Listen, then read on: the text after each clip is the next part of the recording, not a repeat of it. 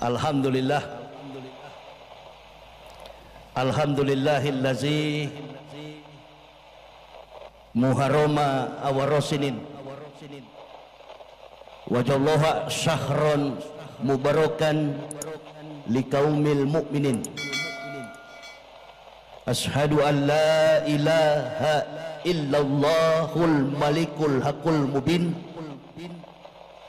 wa ashhadu anna sayyidana Muhammadan abduhu wa rasuluhu lazi usadiqul wadil amil tibil qulubi wa da'waiha wa afiyatil abdani wa shifaiha wa nuril absyari wa gijaiha wa kutil arwahi wa gizaiha wa ala alihi wa sahbihi wa sallim amma ba'd. Faya ibadallah ittaqullah haqqa tuqatih wa la tamutunna illa wa antum muslimun. Wa qala Allah ta'ala fil kitabil azizil karim, a'udzu billahi minasy syaithanir rajim, bismillahirrahmanirrahim.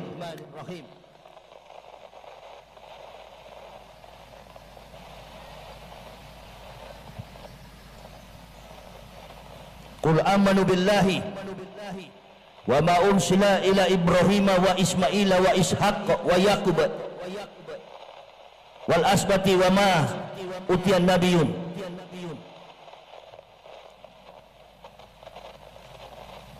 Faqala Nabi sallallahu alaihi wasallam istatun yadkhulun naroh bisitatin al umara'u bil ju'uri wal arabu bitasubi wa ahlu rustaqi bil jahli wa dahakinu bil kibri wa tujaru bil hiyanati wal ulama'u bil hasad. Ibu bapak, saudara-saudaraku rahimakumullah yang kami hormati, yang kami muliakan, para alim, para ulama, tokoh-tokoh masyarakat yang ada di Kabupaten Indragiri Hilir, Indragiri Hulu, Kabupaten Rengat, Provinsi Riau, panitia penyelenggara tablik akbar dalam momentum pelaksanaan Tahun Baru Islam Muharram yang alhamdulillah pada hari ini bertepatan dengan 14 Muharram 1442 Hijriah atau bertepatan dengan tanggal 2 September tahun 2020 Miladiah. Dan yang kami cintai, kami banggakan, ma'asyiral muslimin wal muslimah rahimakumullah, puja dan puji syukur marilah kita panjatkan kehadirat Allah Subhanahu wa taala. Kalau sampai pada malam, pada sore hari ini kita semua masih diberi kesehatan oleh Allah, bahkan yang amat sangat penting lagi, kita semua masih dalam kondisi bernapas. Kalau masih bernapas, kalau masih diberikan usia umur oleh Allah, berarti masih ada peluang bagi halayak kita sekalian untuk menambah-nambahkan pundi-pundi amal demi bekal di yaumil akhir nanti.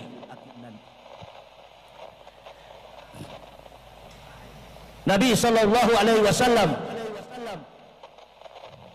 la tasalu qadama abdin yaumal qiyamati min baini yadaillahi ta'ala hatta yus'alu an arba'ati asa. Tidak beranjak kaki seorang hamba dari pelataran kiamat yadaillahi ta'ala, di hadapan Allah Ta'ala, kecuali dia ditanya 4 persoalan. Yang pertama, an umri fima afnahu, umurmu dengan apa engkau habiskan.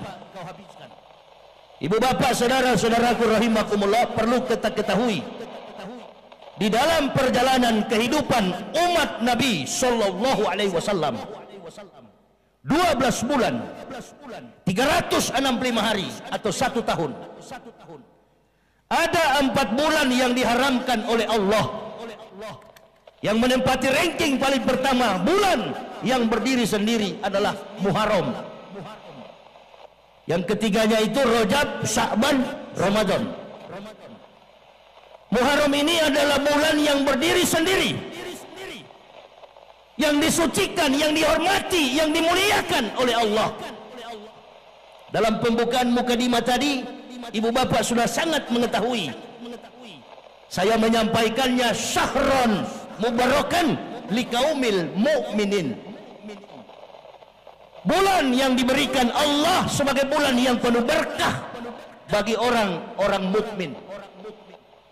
Nah, jadi kalau sudah bicara berkah begini, yang datang penyakitan, bahkan corona COVID-19 pun lari kalau kita berkumpul. Amin ya robbal. Allahu Akbar. Nggak apa-apa rapat-rapat begini. Kalau sudah datang kepada bulan yang dimuliakan Allah, pasti di dalamnya ada berkah. Diharamkan oleh Allah, dimuliakan, dihormati. Mengapa dihormati? Karena bulan ini menyimpan banyak sekali peristiwa historik, peristiwa sejarah yang berlaku bagi beberapa orang Nabi Ulul Azmi, 5 besar dalam susunan riwayat risalah nubuah para Nabi. Sebagai contoh, Nabi Adam alaihissalam memohon ampunan taubat selama 40 tahun, terjadi pada bulan Muharram, tepatnya 10 Muharram. Nabi Ibrahim alaihissalam menghadapi siksaan, menghadapi hukuman dari Nimrod, raja yang zalim, terjadi pada 10 Muharram.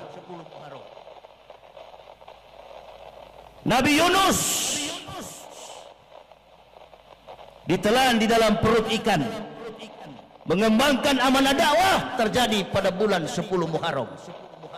Bahkan Nabi Musa alaihissalam dalam menerima Allah amanah perintah dakwah dari Allah, mulai sejak dilahirkan sampai tumbuh menjadi pria dewasa, diangkat menjadi nabi dan rasul, terjadi pada bulan Muharram. Jadi amatlah rugi orang-orang yang tidak memperingati bulan Muharram ini, lalu mereka mengaku sebagai orang beriman. Ibu bapak saudara-saudaraku sudah tahu persis bagaimana kehidupan latar belakang kembalinya kami sekeluarga ke dalam pangkuan kasih sayang Allah. Saya dulunya bukan orang yang beragama Islam. Dari latar belakang kehidupan keluarga provinsi di Indonesia ini, yang mayoritas penduduknya beragama Kristen, saya terlahir, tumbuh, dewasa hingga menjadi pendeta dalam kehidupan keluarga Kristen fanatis. Atas keberkahan Allah, amantu billahi wa bima qala Allah taala, amantu bi rasuli wa bima qala Allah sallallahu alaihi wasallam. Kami sekeluarga, saya, istri dan anak-anak mengucapkan 2 kalimat syahadat. Bukan pindah agama. Kalau orang belajar Islamnya baik secara sistematis, dia mempelajari susunan ayat-ayat dalam Al-Quranul Karim, maka orang dari kafir yang masuk Islam bukan pindah agama. Suatu kajian ilmiah yang mendasari pemahaman kontekstual di dalam Al-Quranul Karim, bahwa semua makhluk yang bernama manusia, entah dari benua Amerika, benua Australia, benua Asia, benua Afrika, semua makhluk yang bernama manusia, sejak dari dalam rahim ibunya, dia sudah mengikat perjanjian dengan ruhnya, pengakuannya di hadapan Allah subhanahu wa ta'ala sebagai makhluk yang fitrah. Kalau sudah fitrah berarti Islam. Alastu bi rabbikum qalu bala syahidna. Kata Allah, wahai Yahya, wahai makhluk, wahai manusia, engkau adalah ciptaan kami dan kami adalah penciptamu. Ini perjanjian. antara saya di dalam fi qurari makin, di dalam rahim ibu saya, dengan Allah subhanahu wa ta'ala Rabbul Alamin.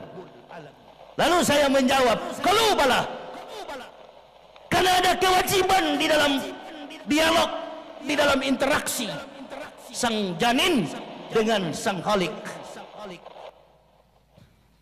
supaya ibu bapak tahu betapa tingginya, betapa berharganya iman Islam itu yang diberikan kepada ibu bapak sudah dari nenek moyang.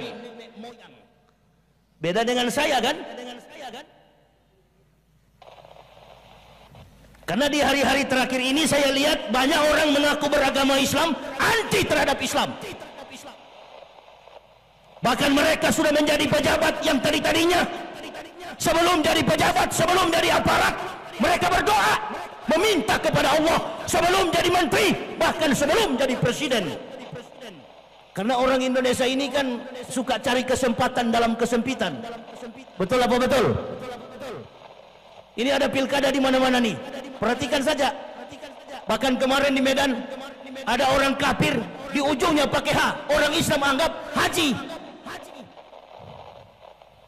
Jadi banyak orang yang memperalat Islam kemudian menghancurkan Islam. Gak tahu malu. Pada waktu dia menjadi pejabat, dia berdoa kepada Allah. Saya mau tanya dulu anggota FPI Front Pembela Islam ini, ada nggak pejabat hadir ini? Ada nggak pejabat hadir? Mana berani kalau Yahya Waloni yang datang?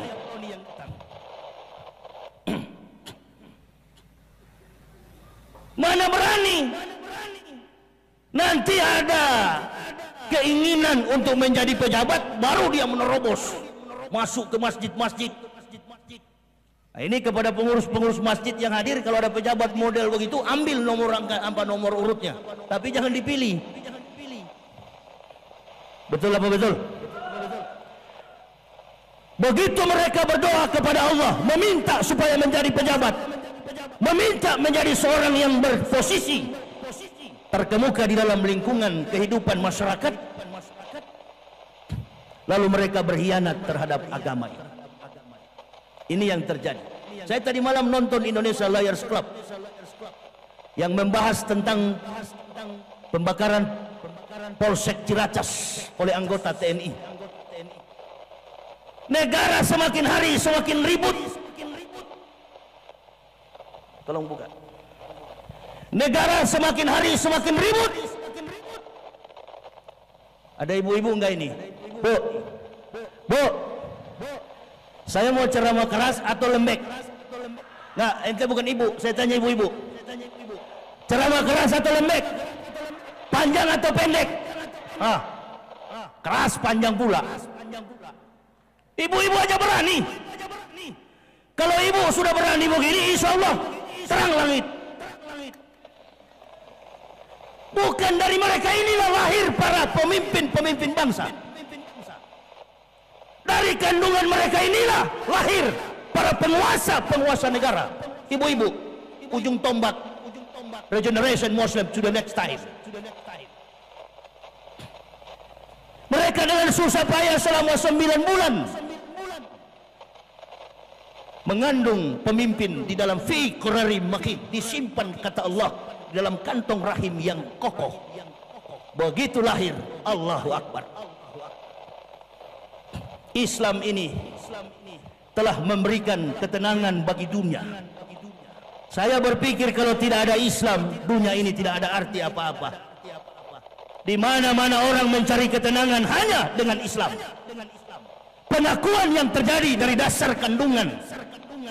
Lalu Allah berkata kepada janin itu, "Qalu bala. Alastu birabbi, aku adalah Tuhanmu. Aku adalah penciptamu, maka wajib bagimu menyembah kepadaku." Bayi di dalam kandungan menjawab, "Qalu bala, kami akan sujud menyembah kepadamu ya Allah." Berarti orang kafir apapun agamanya, suku bangsanya, bahasa, adat, budaya, culture, semua manusia dari dalam rahim ibunya adalah Muslim, adalah Islam. Nah, itu alasannya. Makanya kalau orang dari kafir masuk Islam, bukan pindah agama, dia kembali kepada fitrah. Begitu juga kami sekeluarga. Our family never can put our belief, but coming back to the truth. Kembali kepada kebenaran. Kami sekeluarga bukan pindah agama. Kami sekeluarga kembali kepada kebenaran.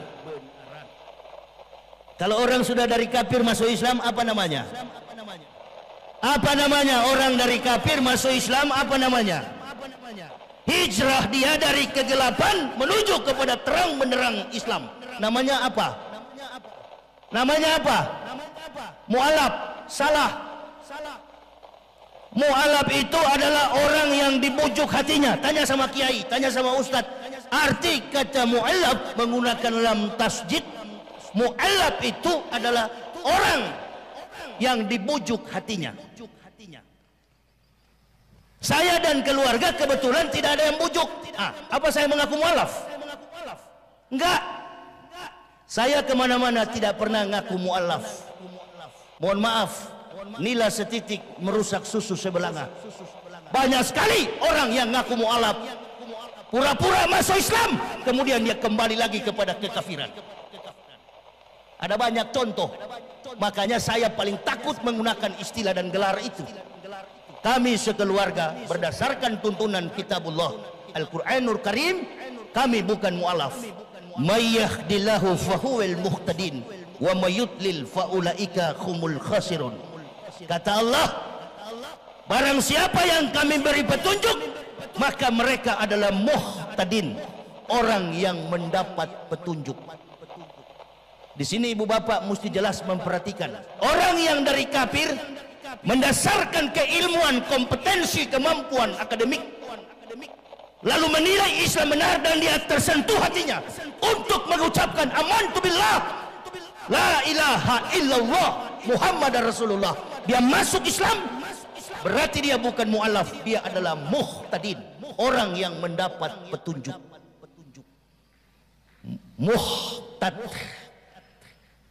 Muhtadin. Lalu bagaimana dengan sebaliknya? Orang yang keluar dari Islam, namanya murtadin. Murtad keluar, muhtad masuk. Ini Muharram, meninggalkan kebatilan menuju kepada keselamatan, rahmatul hidayah. Tema yang diberikan, inilah yang terjadi dalam konteks politik. Karena kemunafikan global, Allah mengutus makhluknya. Karena dusta dan kemunafikan manusia secara global, Allah perintahkan bala tentaranya. Allah perintahkan makhluknya yang bernama Corona dari Wuhan, katanya dari Cina.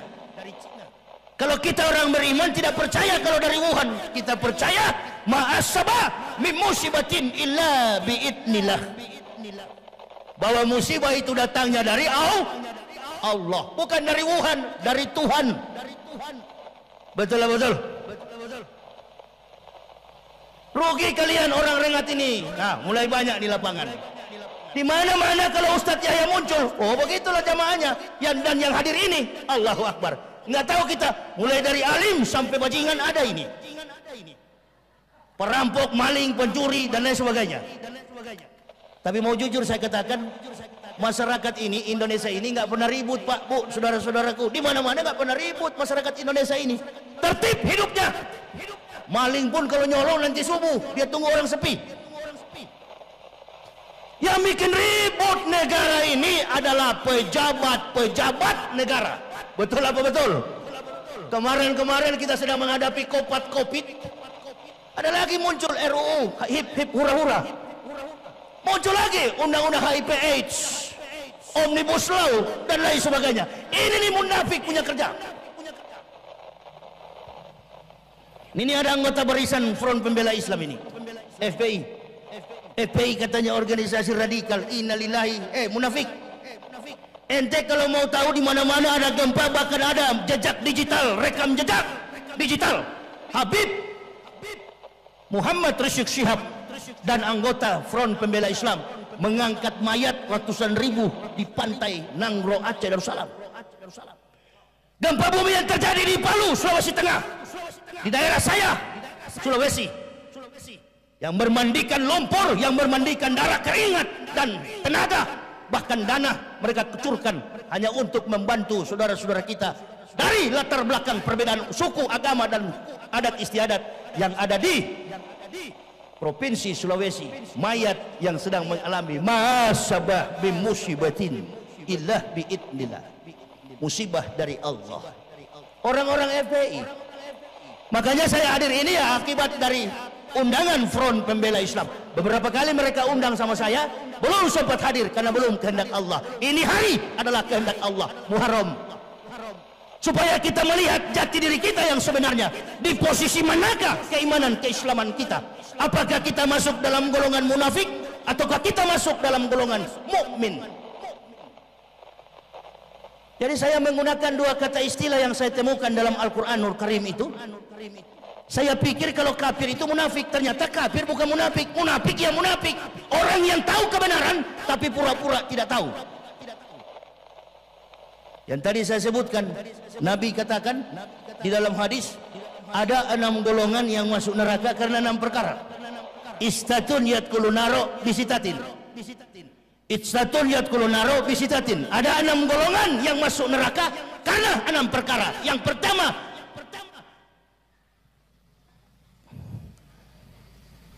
al-umaro bil ju'uri, penguasa pemerintah yang sewenang-wenang. Ini penguasa pemerintah yang sewenang-wenang. Tadi malam saya nonton Indonesia Liars Club, acara TV One. Ini acara TV One Indonesia ILC, acara yang paling bagus mendidik umat, mendidik masyarakat Indonesia. Mengapa? Karena di situ tampil mana munafik, mana kafir, mana pembohong, mana pendusta, mana Abu Nawas, mana Abu Jahal, muncul semua di situ. Persoalan masalah gaji katanya, persoalan masalah kesejahteraan, bukan. Nih banyak ibu-ibu nih. Ibu-ibu saya mau tanya dulu, mana bu ente mau berumah tangga dengan suami yang kaya raya? Ibu juga sebagai wanita karier, sibuk dengan urusan bisnis, siap hari arisan. Gaji ibu 80 juta, gaji suami 200 juta sebulan, tapi rumah tangga selalu berantakan. Atau sebaliknya, ibu tidak punya pekerjaan, suaminya hanya tukang bangunan, tapi kehidupan ekonominya lemah, kehidupan ekonominya pas-pasan, namun dalam keluarga mulai dari orang tua sampai anak hidup dalam kerukunan, hidup dalam kedamaian. Mana yang ibu pilih? Gaji besar ribut atau gaji pas-pasan tapi keluarga itu aman? Menggambarkan sebuah struktur negara harus digambarkan dalam kehidupan kompleksitas rumah tangga. Dalam filosofis sistem bernegara begitu. Terbentuknya negara ini karena adanya masyarakat. Maka jangan bermimpi rumah tangga akan jadi baik kalau masyarakatnya, individunya rusak. Jangan berpikir masyarakat akan jadi baik kalau rumah tangganya berantakan. Dan jangan pernah berpikir negara jadi baik kalau masyarakatnya amburadul.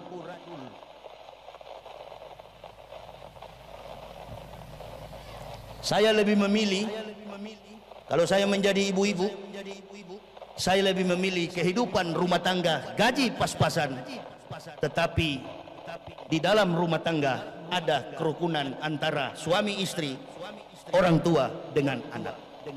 Saya break sebentar, saya minum. Rumah tangga akan jadi bahagia. Soal rizki nanti Allah yang turunkan. Soal berkah nanti Allah yang turunkan. Allah melihat bagaimana kehidupan rumah tangga, Allah melihat bagaimana kehidupan masyarakat, Allah juga melihat bagaimana kehidupan negara. Pak Ma'ruf dan Pak Jokowi ini anggaplah ibu dan bapak. Joko Widodo bapak, Ma'ruf Amin ibu. Betul apa betul? Sekali lagi, menggambarkan struktur negara, karena ini bukan di kampus, ini di lapangan luas. Kemampuan menerima sebuah makalah dalam substansi akademik tentu lemah ibu bapak. Mungkin ada di sini yang hadir juga tidak berpendidikan. Maka saya gambarkan secara simple logik dengan logika sederhana konteks kehidupan bernegara. Supaya apa? Ini munafik-munafik tahu bahwa kami ustadz-ustadz ini punya konsep melampaui dari para politikus. Allahu Akbar.